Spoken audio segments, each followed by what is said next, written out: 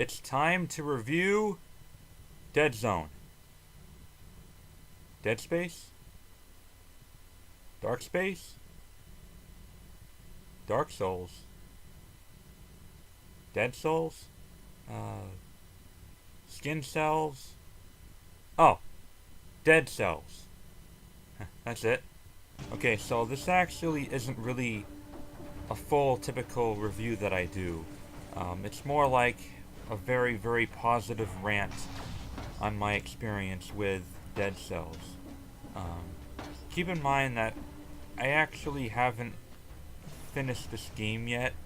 I'm in the process of finishing it, and I'll explain really soon why. It's just that I don't know how long it's going to be until I actually am able to really finish it and complete everything. Um, Dead Cells is a game that I wasn't expecting when I pre-ordered it for $20. It's $25, but the pre-order discount was $20. I thought it was going to be like your average Metroidvania game, which is one of my favorite genres ever. You know, I love Symphony of the Night and Axiom Verge and all that stuff. Um, so I gave Dead Cells a try. Okay, listen closely. I've never played a roguelike game before. I never heard about it. I never knew that existed. I never even heard of that term before. Um, Roguelike is, I guess you could call it a subgenre where you have to play through the whole game without dying. Otherwise, you start right back at the beginning. In this case, you're holding cell in Dead Cells. Now I know why they call it Dead Cells. Um, a lot of people have been comparing it to Dark Souls and how the combat is pretty hard and, the bosses and stuff like that. The way it's set up, it has the kind of like interconnected areas, only you can't really go back. It's a very linear game, actually. Despite having a similar map layout of a Metroidvania, it's not actually a Metroidvania. It's actually more like an old school Castlevania game, like pre-Symphony of the Night. And it's not that difficult. Um, it's just, there's a lot of risk. I don't think I've ever played a game with this much risk before, except for like XCOM. You die once, it's game over. You start from the very beginning. Only you get to keep all of your upgrades and equipment that you gain, so you can still access areas that you didn't before. I love it. I really dig it. I'm enjoying it a lot, and it's I've never played anything quite like it before, really.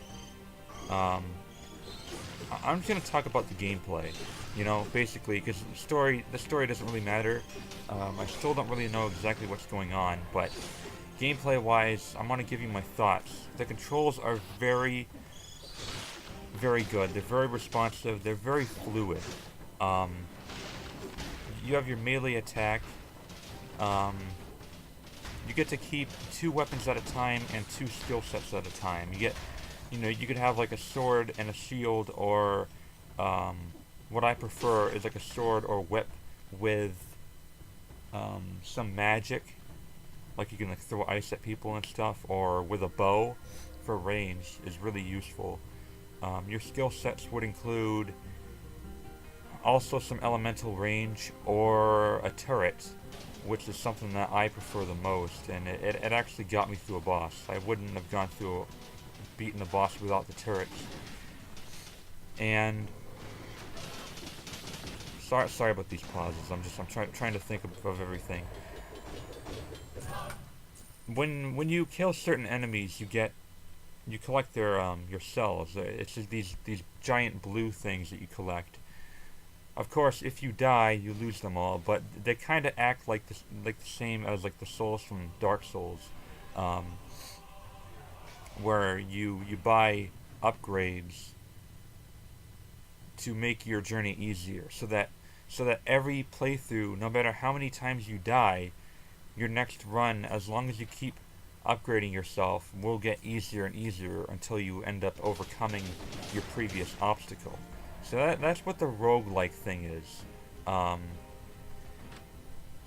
and honestly, I think I kind of prefer the Dark Souls style over this one because it's just you don't have to worry as much. You got the bonfires and stuff, and bosses stay dead. Whereas in this one, if you die and restart, you have to even fight all the bosses over again, which is kind of annoying. But um, I don't really have many complaints about this game. It's just a really fun um, dungeon crawler. My only real complaint is that you don't keep everything that you buy. You have the permanent upgrades, but then you have these weapons that you can buy, um, and you can't keep them if you die. So I'm just like, why bother buying those weapons if you just put those points towards permanent upgrades, like being able to use more than one healing potion at a time each playthrough, or starting off with a stronger bow or shield or weapon. Um, what's the point of using those points towards something that you're gonna have temporarily? And I feel that's a little too harsh. I feel like you should have these things kept for you so that your next playthroughs are guaranteed to be a little easier. Maybe that's just me. Um, I don't know what else to say really. It's just a challenging roguelike game. It's very well made. Only 12 people made this game. That's incredible. Um, it's by far one of the best games I've played this year. Oh, and throughout the playthroughs, and I know I already said that you lose pretty much everything you gain, including your health and all that, and your weapon attacks and your weapon upgrades. But throughout your playthrough, you get to find these scrolls that help increase your weapon damage or your skill damage, like ranged bows and turrets and all that stuff, as well as your health. So you get to choose between those three. You also have these mutation things that you get after exiting every area, and they help you too. They're actually very helpful, and I like choosing between these. Um, you get to have at maximum 3 at a time. So basically, if you survive 3 areas, you can't add any more. Um, I don't know. I mean, I feel like they could have given you more than that, but also every area, as you may have heard, is randomly generated. So even if you were to try to cheat and look online, to find the best way to play through without dying, you can't. It's impossible because every area is gonna have a different layout completely. Um, you do have teleports to help you navigate throughout the areas. Not in between areas, but if you want to backtrack and collect something, you can. So yeah, I guess I'm all done. I just didn't really have time to do a full length review, nor did I really have time to actually slowly grind away at this game before attempting a full review. But I just wanted to give you guys thoughts on it while I still had time, because I have other things that I'm doing in my life. I just don't have time for it. It's a really amazing video game. I'd probably give it around a 9 out of 10. Just an overall really fantastic game. A little harsh, with the whole, losing everything and sometimes it does make you feel like you aren't getting better, and sometimes it can get a little repetitive, grinding at getting what you need, like permanent upgrades, in order to even progress through the game. Um, I suppose it's still skill related, but I don't know. Um,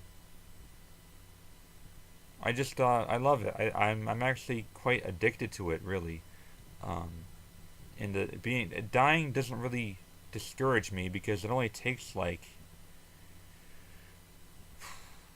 I hear it only takes like 2 hours to play to have like a perfect run, or like an hour and a half or something crazy like that. So it's not a long game. There's just a ridiculously high risk factor that makes it long. You take like a 1 hour long game and you turn it into like a 20-hour long game. This is how you do it. Um, anyway, guys, thank you very much for watching. I don't know what's next. I have no idea, but I'll let you know. And yeah, if you hate hard games with high risk, do not buy this game. But if you're into that kind of stuff and you're a risk taker and you like the thrill of it, then I highly recommend it. It's one or the other, really. Um, anyway, guys, yeah, thank you for watching. The Gamer Gods!